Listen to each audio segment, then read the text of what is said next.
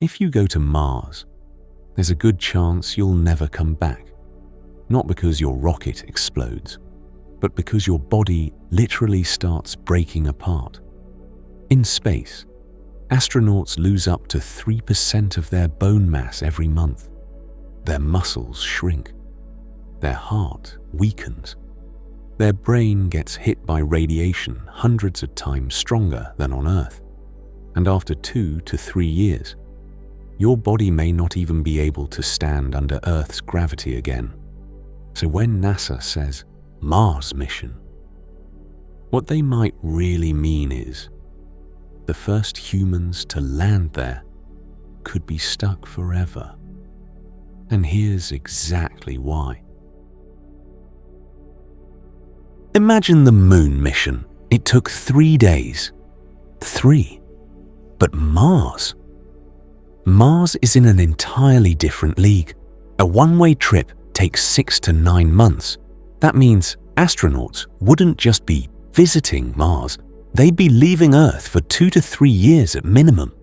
2 to 3 years trapped inside a spacecraft the size of a small apartment, floating through a hostile void where one small mistake means death.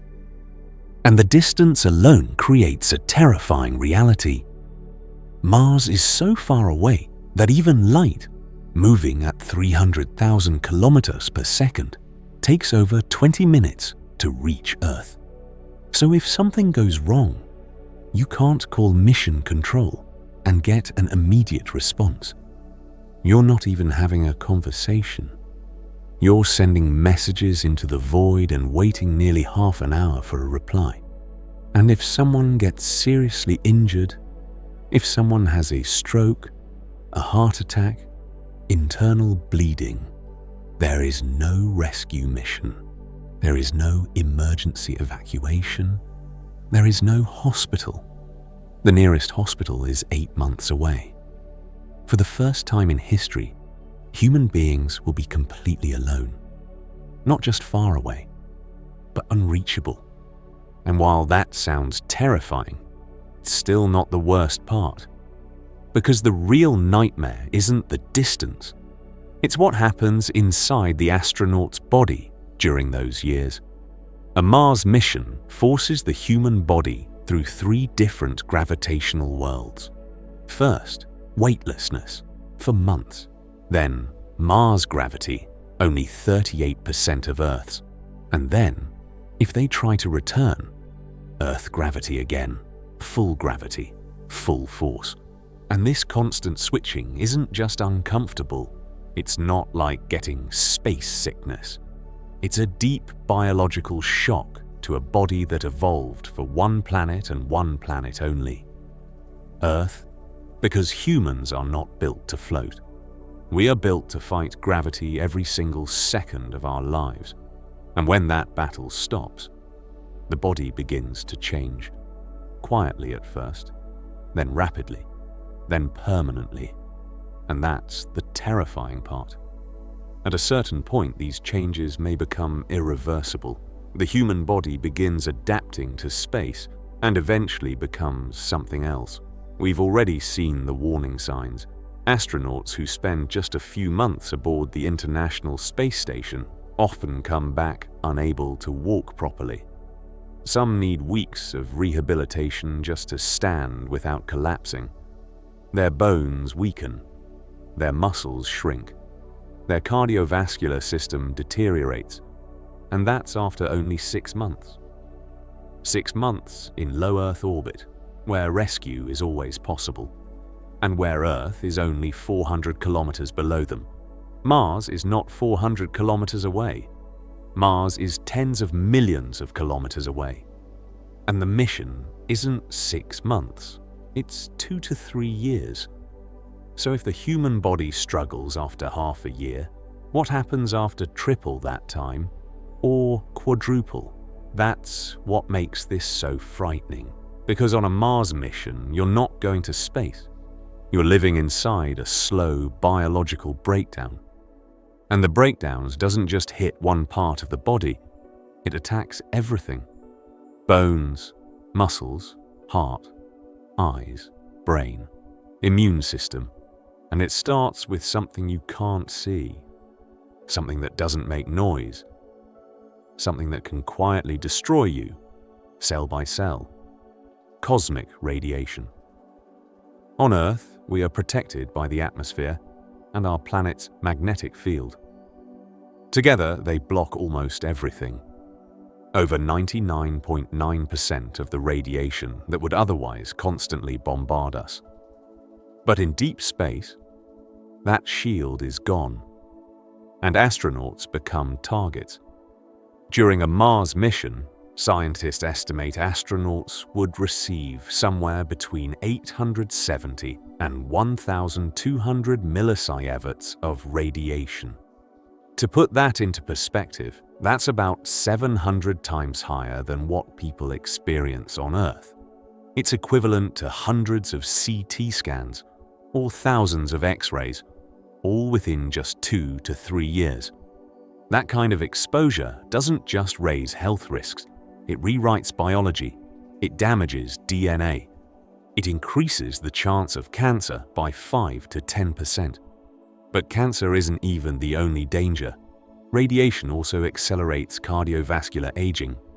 It can damage arteries, weaken blood vessels, increase the risk of heart attack and stroke, and worst of all, it affects the brain. Studies suggest long-term radiation exposure causes measurable cognitive decline. Memory becomes weaker. Decision-making slows. Thinking becomes foggy. And the terrifying part, some of that damage may never heal. The eyes are also at risk. Cataracts can develop early. Vision can degrade. And the immune system begins to weaken because radiation damages bone marrow, where blood cells are produced. You might think the solution is simple. Just add thicker shielding. But here's the problem. Traditional shielding doesn't work well in space. In fact, heavy shielding can create something even worse. Secondary radiation. When cosmic particles slam into thick material, they can break apart and generate new dangerous radiation inside the spacecraft, meaning the very armor meant to protect astronauts could become part of the problem. So while astronauts are being silently bombarded by invisible particles, another brutal transformation is happening at the same time, and it's happening to the very structure that holds their bodies together. The human body is a masterpiece of adaptation, but it's adapted for one thing: living under gravity. Every step you take, every time you stand, every time you climb stairs, your bones and muscles are being strengthened. Gravity is like invisible resistance training that never stops. And the moment you remove that resistance, the body begins to break down. In weightlessness, astronauts lose around 1 to 3% of bone mass every single month. At first, that doesn't sound catastrophic, but do the math. After 6 months, that's up to 18% bone loss. After 1 year, up to 36%. A Mars mission lasts 2 years or more. That means astronauts could lose over 50% of their bone density. To understand how insane that is, a 70-year-old woman with severe osteoporosis might lose around 30 to 40% over her lifetime. A Mars astronaut in their 30s could return with bones worse than an elderly patient. And the bones most affected are the ones that matter most for standing: the hips, the femur, the spine, the weight-bearing framework of the body. And the mechanism behind this is cruelly efficient. In space, the body senses that bones are no longer under stress, so it decides they're not needed. Bone formation slows dramatically, but bone breakdown continues. So the skeleton is essentially being dismantled, and the calcium released from those bones doesn't just disappear, it floods the bloodstream and gets filtered out through the kidneys. which causes another dangerous side effect, a dramatically increased risk of kidney stones, painful, crippling, and in space, potentially deadly. But bones aren't the only thing disappearing. Muscles follow the same path. Without gravity, muscles no longer have to fight to keep you upright, so the body starts breaking them down too. Astronauts lose about 1 to 3% of muscle mass per month, especially in the legs, back, and core.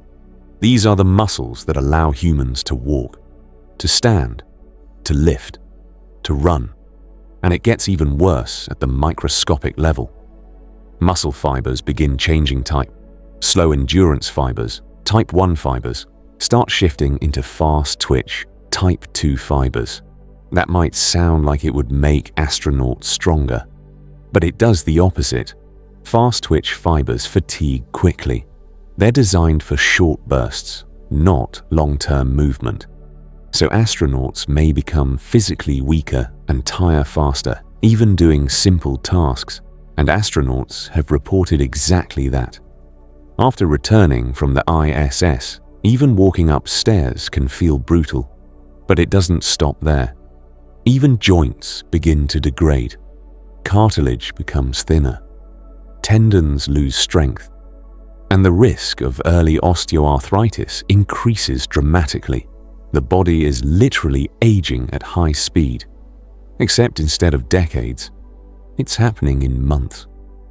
On the International Space Station, astronauts fight this with exercise, 2 hours a day, resistance machines, treadmills, bands. But even then, the damage can only be slowed, not stopped. And after returning to Earth, recovery takes months, sometimes years. And some astronauts never fully regain their original bone density. Now imagine this process stretched out over a full Mars mission. 6 to 9 months of complete weightlessness on the way there. Then 18 months on Mars, where gravity is only 38% of Earth's, likely not enough to fully rebuild strength. Then another 6 to 9 months of weightlessness on the way back. That's years of skeletal and muscular decay. By the end of the mission, bones could be porous and fragile. Muscles could be weak and shrunken. Standing on Earth again wouldn't just be difficult. It could be life-threatening. A simple fall could cause fractures. Even standing upright could overwhelm the body. Because now the body has to fight Earth's gravity again, with a skeleton and muscular system that may no longer be capable. And the next organ to fail under that pressure is the one that decides whether you live or die: the heart.